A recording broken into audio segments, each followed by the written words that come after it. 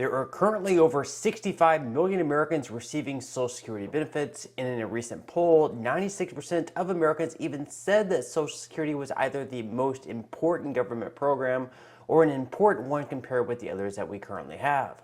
With that said, even with the grand popularity of the program, there are still a lot of misconceptions people have about it. So in this video, I'm going to be going over the 6 biggest myths about Social Security and what the reality actually is in those cases.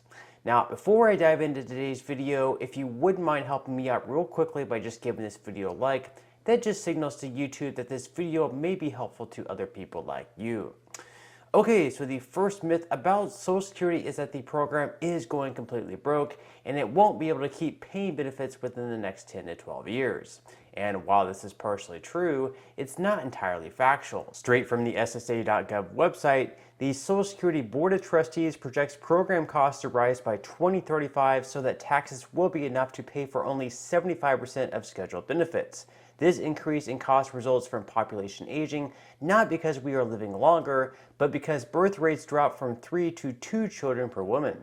Importantly, this shortfall is basically stable after 2035. Adjustments to taxes or benefits that offset the effects of the lower birth rate may restore solvency for the Social Security program on a sustainable basis for the foreseeable future. So we can see here that yes, while by 2035, if nothing else changes, only 75% of benefits will be able to be paid out, which means a 25% cut in benefits for people who receive benefits at that time. But receiving 75% of your benefits is certainly better than having everything cut off entirely.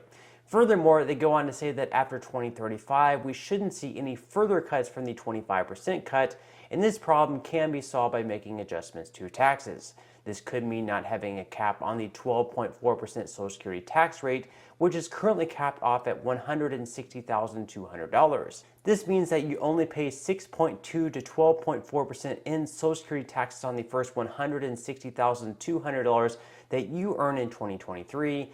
Anything more and you don't pay a single penny.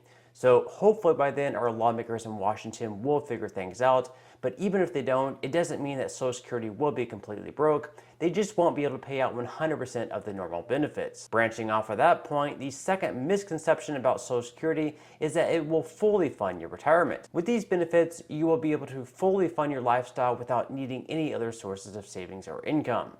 This is simply not true. In 2023, the average benefit for retired workers is $1,827, which, unless you're living in a state or country with an extremely low cost of living, would be extremely difficult to get by on. According to the Social Security Administration, benefits represent around 1/3 of income beneficiaries receive, so although Social Security will provide a pretty decent cash flow during your retirement years, you'll definitely still want to have additional sources of income, whether that be through dividends, a 401k, an IRA, or even a part-time job. This takes us to the next myth about Social Security, which is that you're not allowed to work if you receive Social Security benefits. I believe this is a myth that stems from the fact that there is something called the retirement earnings test, which you will be subject to if you claim benefits before reaching the full retirement age. What the retirement earnings test does is it reduces benefits if you earn too much income before reaching the full retirement age, but then it also increases benefits for the remainder of your life once you do reach the full retirement age. So even though certain benefits can be withheld if you earn too much income below the full retirement age if you claim your benefits early, they do get added back once you reach the full retirement age. So for 2023, for example, if you claim benefits before your full retirement age, you'll have $1 in benefits withheld for every $2 in earnings above the limit.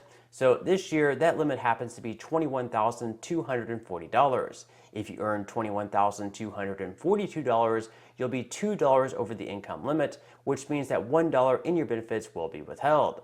So yes, while you can definitely still work while receiving benefits, just keep in mind that some of your benefits may be withheld if you're not yet at the full retirement age, but even if they are, that's not necessarily a bad thing, because once you do reach the full retirement age, your benefits will increase to make up for whatever amount was withheld earlier.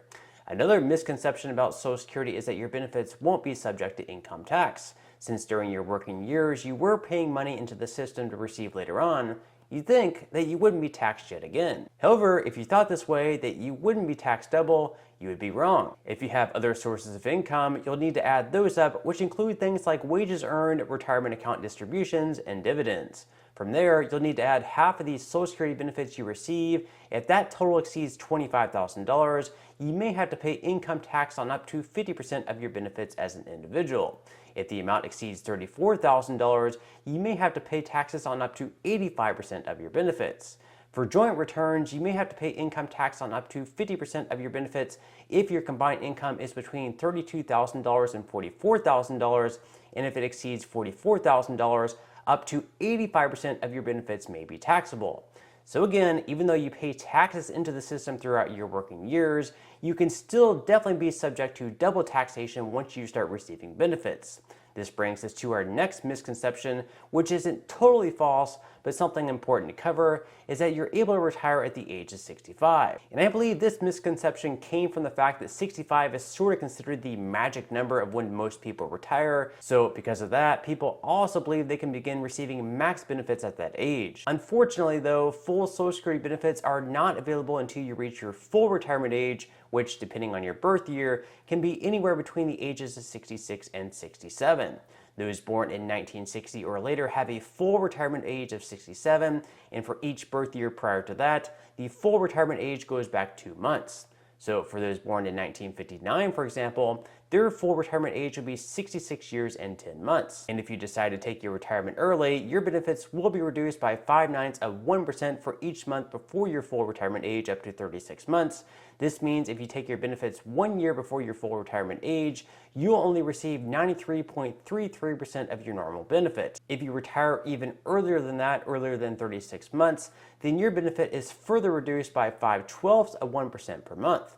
So while you can certainly start taking retirement benefits at the age of 65, just keep in mind that you won't receive as much as you would have if you waited just a little bit longer. Now, the last misconception for this video about Social Security is in relation to the cost of living adjustment, or COLA for short, and that these are guaranteed every single year. So just for a quick explanation, since 1975 by law, Social Security has made it so that benefit amounts are adjusted every year based on an inflation measurement called the CPIW. They use the CPIW numbers from the third quarter of the year prior and compare those numbers to the third quarter in the current year. So in 2022, for example, when comparing the months of July, August, and September for 2022 to the same months in 2021, they found that the CPIW increased by 8.7%. This is why for 2023, the COLA was 8.7%. The previous year, we also saw a significant increase at 5.9%, so we've seen some pretty large jumps over the last couple of years. However, this was simply due to the sky-high inflation that we've seen over the last 2 years, and just because we've seen these large increases lately does not necessarily guarantee they'll happen every single year. In fact, back in 2010, 2011, and 2016, no adjustment in the COLA was made at all, simply because the measurement showed no increase in prices. Since they found there was no inflation taking place based on the CPIW, they didn't mandate a COLA increase. On the other side of things, if the CPIW decreases, if it goes down from 1 year to the next, thankfully, your benefits can never be reduced, so when making these calculations, you can only ever see a benefit increase. You will never see a decrease based on the COLA. Okay, so that was the sixth and final misconception about Social Security benefits. If you can think of another one that I didn't list in today's video, leave it down in the comment section below. Also, if you enjoyed the content in today's video, I would definitely appreciate it if you could give this video a like. Also, subscribe to my channel if you would like to see more videos in the future about Social Security benefits and how you can make the most of them. And lastly, don't forget to ring the notification bell just to ensure that you're the very first to be notified when I do upload future videos. And until next time, don't forget to grab some free stocks, which I will link in a pinned comment below from my partner in Moo if you're interested. And I'll see you in the next video.